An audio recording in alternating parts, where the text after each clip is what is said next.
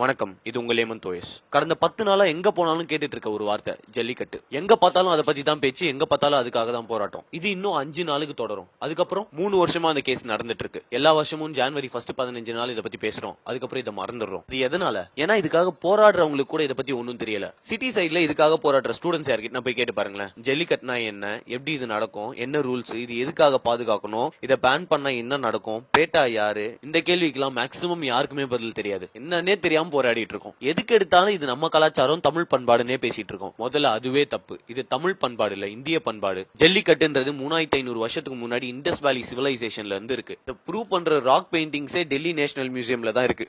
தடை பண்றதே அவனுங்க தானே. அப்ப ஆரம்பிச்ச இந்த பண்பாடை இப்போ வரைக்கும் ஃபாலோ பண்றது தமிழர்கள் மட்டும்தான். மாட்டை அடக்கிறதுன்றது நம்ம கலாச்சாரம். கிருஷ்ண பகவான் 7 கால மாட்டை அடக்கிதான் நப்பினைய கல்யாணம் பண்ணாரு. சரி, ஜல்லிக்கட்டுனா என்ன தெளிவா கேளுங்க. மஞ்சு விரட்டு, வட்டம் மஞ்சு விரட்டு, வெளி விரட்டு, இந்த 3 வகையில நடக்கும். மஞ்சு விரட்டுல மாடு வாடி வாசல் வழியா வெளியே வரும். வந்த உடனே அங்க இருக்க பிளேயர்ஸ் எல்லாம் அதோட திமிழ், அதாவது ஹம்ப டைட்டா புடிச்சிட்டு ஒரு குறிப்பிட்ட டிஸ்டன்ஸ்க்கு டிராவல் பண்ணணும். வெளி விரட்டுனா மாடு அப்படியே ஓபன் கிரவுண்ட்ல விட்டுருவாங்க. யார் அதை அடக்கி கீழே படுக்க வைக்கிறாங்களோ அவங்க தான் வின்னு. வட்டம் மஞ்சு விரட்டுல மாடை 15 மீட்டர் கயிறுல கட்டியிருப்பாங்க. அந்த மாட்டை யாரு அடக்கி கீழே படுக்க வைக்கிறாங்களோ அவங்க தான் வின்னர். எல்லா மாடுகளையும் ஜல்லிக்கட்டுல விட முடியாது. வெறும் 6 பிரீடு மாடு மட்டும் தான் ஜல்லிக்கட்டுக்கு யூஸ் பண்றாங்க. அந்த 6ல ஒரு பிரீடு ஆலம்பாடி, அது டோட்டலாவே அழிஞ்சு போச்சு. ஒரு மாடு பிறந்த உடனே அது ஜல்லிக்கட்டுக்கு சரியா வருமா வராதான்றது முடிவு பண்ணிடுவாங்க. அப்படி செட் ஆகும் செலக்ட் பண்ணிட்டாங்கன்னா அதுக்கு நல்ல சத்தான உணவா கொடுத்து வளர்ப்பாங்க. அதோட கால் ஸ்ட்ராங்கா இருக்கணும்ன்றதுக்காக நீச்சல் அடிக்க குளத்துக்கு கூட்டு போவாங்க. இதை தவிர அந்த மாட்டுக்கு வேற எந்த ஸ்பெஷல் ட்ரைனிங்கும் கிடையாது. மத்த மாடுங்களையாச்சும் வண்டியிலுக்கும் விவசாயத்துக்கும் யூஸ் பண்ணுவாங்க. ஆனா இந்த ஜல்லிக்கட்டு மாடை வேற எந்த வேலையுமே பண்ண வைக்க மாட்டாங்க. ஜல்லிக்கட்டுன்றது ஒரு கல்ச்சர்,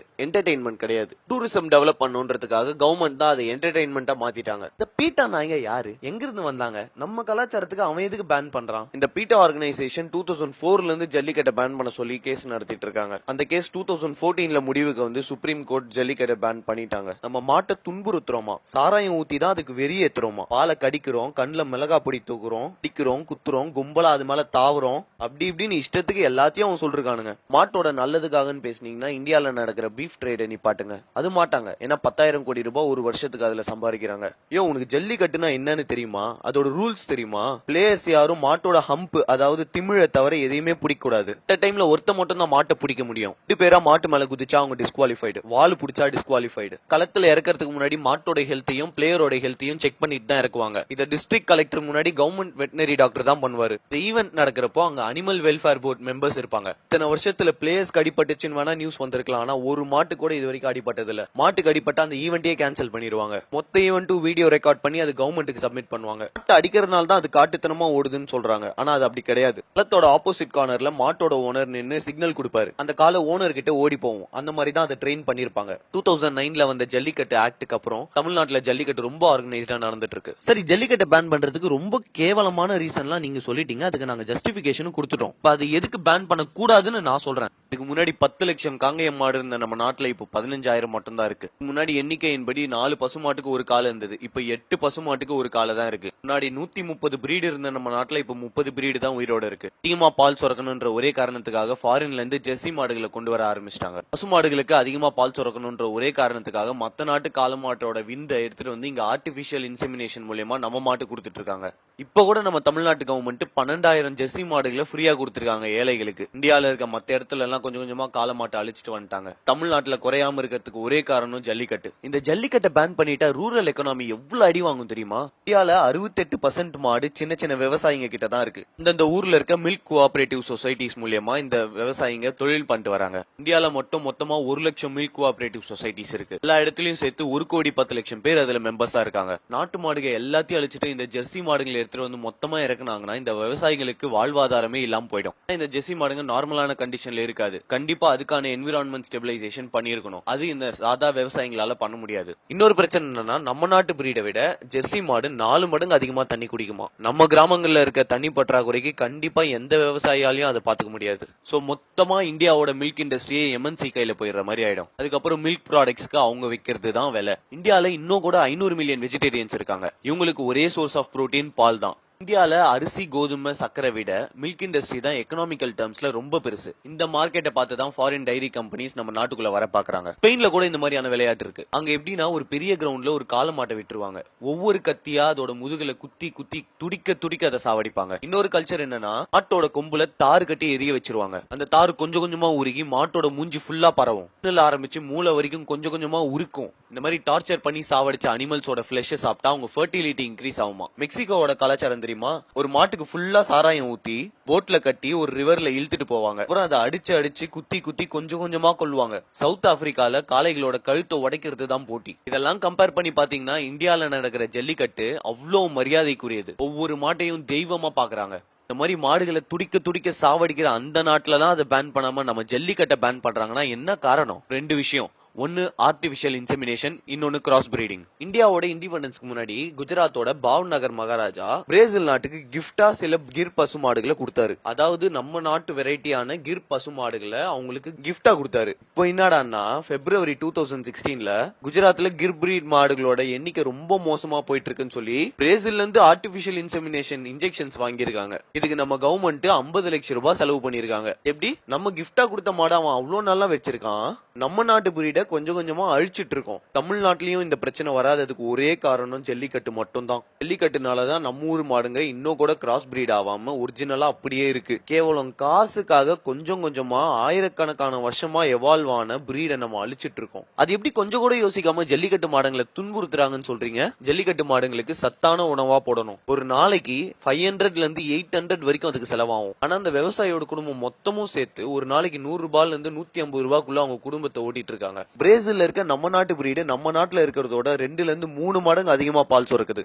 அதுக்கு காரணம் சத்தான உணவு தான். இதெல்லாம் ஒரு சைடுனா ஹெல்த்ன்றது இன்னொரு சைடு. நம்ம நாட்டு மாட்டோட பால் குடிச்சீங்கன்னா ஒபிசிட்டி, ஜாயிண்ட் பெயின், ஆஸ்துமா, கொலஸ்ட்ரால்னு நிறைய டிசீஸ்க்கு அது ஒரு கியூரேட்டிவா இருக்கும். இந்த அளவுக்கு அதுல சத்து இருக்கு. ஆனா இந்த ஜெர்சி மாட்டு பால்ல இருக்க கெசோமார்பின் என்ற கெமிக்கல்னால வயிற்று பிரச்சனை, டயபெட்டிஸ், மென்டல் டிசார்டர்னு நிறைய பிரச்சனை வரும். கொடுமையான ஒரு விஷயம் என்னன்னா நம்ம குடிக்கிற பாக்கெட் பால் எல்லாமே ஜெர்சி மாட்டு பால் தான். இந்த ஜெர்சி மாடுன்றது எங்கிருந்து வந்துச்சு? இத வெஸ்டர்ன் கண்ட்ரீஸ்ல ஸ்டார்டிங்ல வெறும் பீஃபுக்காக மட்டும் தான் யூஸ் பண்ணிட்டு இருந்தாங்க. அதோட பால் அவங்களே குடிக்க மாட்டாங்க.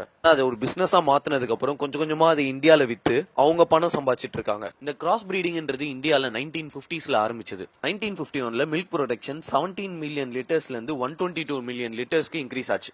அப்பாடி அவ்வளவான்ற மாதிரி தான் இருக்கும். ஆனா அந்த டைம்ல நம்ம நாட்டுல இருந்த 2 கோடி மாடுகளோட அவுட்புட்னு பார்த்தா அது ரொம்ப ரொம்ப கம்மி. அங்க இருந்து 10 வருஷத்துல இன்னும் 180 டன் எக்ஸ்ட்ராவா தேவைன்ற மாதிரி நேஷனல் டைரி டெவலப்மெண்ட் போர்டு கணிச்சாங்க. இங்கதான் ஆரம்பிச்சது அந்த கிராஸ் பிரீடிங்கோட பிரச்சனை. இந்தியாவோட மார்க்கெட் சைஸ் பார்த்த வெளிநாட்டு டைரி கம்பெனிஸ் கவர்மெண்டோட கான்ட்ராக்ட் போட ஆரம்பிச்சாங்க. அவங்க நாட்டு மாட்டை நம்ம நாட்டு மாட்டோட கிராஸ் பிரீட் பண்றது தான் அந்த கான்ட்ராக்ட். இதுக்கு ஆரம்பத்துல நிறைய பேர் ஒத்துக்கல. இது அக்செப்ட் பண்ணவங்களுக்கு ராஜமரியாதை கொடுத்தாங்க. ஃப்ரீயா ஃபாரின் ட்ரிப் கூட்டு போனாங்க. அவங்க பசங்களுக்கு வெஸ்டர்ன் யூனிவர்சிட்டிஸ்ல ஸ்காலர்ஷிப் கொடுக்க ஆரம்பிச்சாங்க. இதெல்லாம் பார்த்து ஆசைப்பட்டு கொஞ்சம் கொஞ்சமா மத்தவங்களும் இந்த கிராஸ் பிரீடுக்கு ஒத்துக்க ஆரம்பிச்சாங்க. 1962ல கேரளால லைஃப் ஸ்டாக் ஆக்ட் ஒன்னு எடுத்துட்டு வந்தாங்க. அதன்படி எந்த விவசாயியும் காளமாடு வச்சு கூடாது. அப்படி வச்சிருக்கிறது அக்ரி இன்ஸ்பெக்டர் பார்த்தா வந்து அதை இன்ஃபர்டைல் பண்ணிடுவாங்க. வேற வழியே இல்லாம ஆர்டிபிஷியல் இன்செமினேஷன் மூலமா கேரளால இருக்க விவசாயிங்க கிராஸ் பிரீட் பண்ண ஆரம்பிச்சாங்க. இது கொஞ்சம் கொஞ்சமா நாடு ஃபுல்லா பரவிச்சு. பஞ்சாப்ல இப்ப மொத்தமா இருக்க 1 லட்சம் மாடுல 80,000 மாடு கிராஸ் பிரீட் தான். மாதிரி இந்தியால இருக்க ஒவ்வொரு ஸ்டேட்டும் ஒவ்வொரு கண்ட்ரியோட கான்ட்ராக்ட் போட ஆரம்பிச்சிட்டாங்க. இந்த அளவுக்கு மோசமா தமிழ்நாட்டுல போவாததுக்கு ஒரே காரணம் ஜல்லிக்கட்டு. இது மத்தவங்க எதிர்த்தா கூட பரவாயில்ல, நம்ம இந்தியன்ஸே இதை எதிர்க்கிறது தான் கேவலமான ஒரு விஷயம். ஜல்லிக்கட்டு மட்டும் தான் நாட்டு மாடுகளை காப்பாத்துற ஒரே வழி.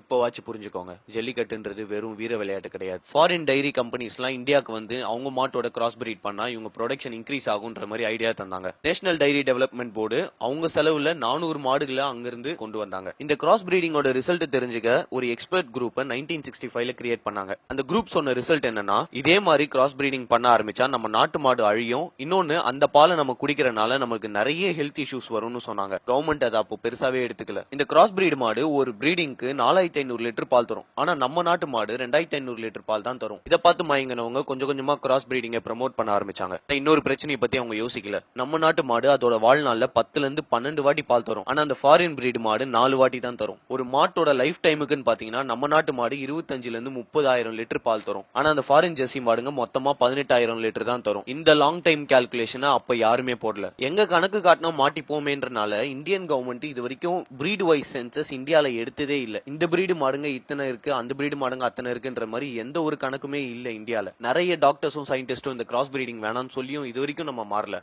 இந்தியாவோட 11th 5-year பிளான்ல கூட ஆர்டிபிஷியல் இன்செமினேஷனுக்காக வெளிநாட்டு காளையோட 40 மில்லியன் ஸ்பெர்ம் டோஸ் கொண்டு வந்தாங்க. நம்ம நாட்டோட டைரி இண்டஸ்ட்ரியே அழிச்சிட்டு இருக்கோம். இதை தாங்கி பிடிக்கிற ஒரே ஒரு பில்லர் ஜல்லிக்கட்டு மட்டும் தான். தமிழ்நாட்டுல ஜல்லிக்கட்டு ஆடுற ஒவ்வொருத்தரும் மாட்டை சொந்த பையன் மாதிரி பாத்துக்கிறாங்க. அதுகிட்ட அவ்வளோ பாசமா இருக்காங்க. அவங்க குடும்பத்துல ஒருத்தரா நினைக்கிறாங்க. கொஞ்சம் கொஞ்சமா அழிய விட்டதெல்லாம் போதும். இனிமே இருக்க மிச்சம் மீதியாச்சு காப்பாத்துவோம். நம்ம நாட்டு மாடுங்க, நம்ம பொருளாதாரம், நம்ம கலாச்சாரம், இது எல்லாத்தையும் அழிக்க நினைக்கிறவங்க கிட்ட இதுக்கு மேலேயும் அடங்கி போக வேணாம். என்ன ஆனாலும் சரி, நம்ம ஜல்லிக்கட்டை விட்டு கொடுக்க கூடாது. இந்த வீடியோ பிடிச்சிருந்தா லைக் பண்ணுங்க, கமெண்ட் பண்ணுங்க, உங்கள் நண்பர்களோட பகிர்ந்து கொள்ளுங்கள். மேலும் இது போன்ற பல சுவாரஸ்யமான பயனுள்ள தகவல்களை உடனுக்குடன் அறிந்து கொள்ள யூடியூப் தமிழ் சேனலை மறக்காமல் சப்ஸ்கிரைப் செய்யுங்கள்.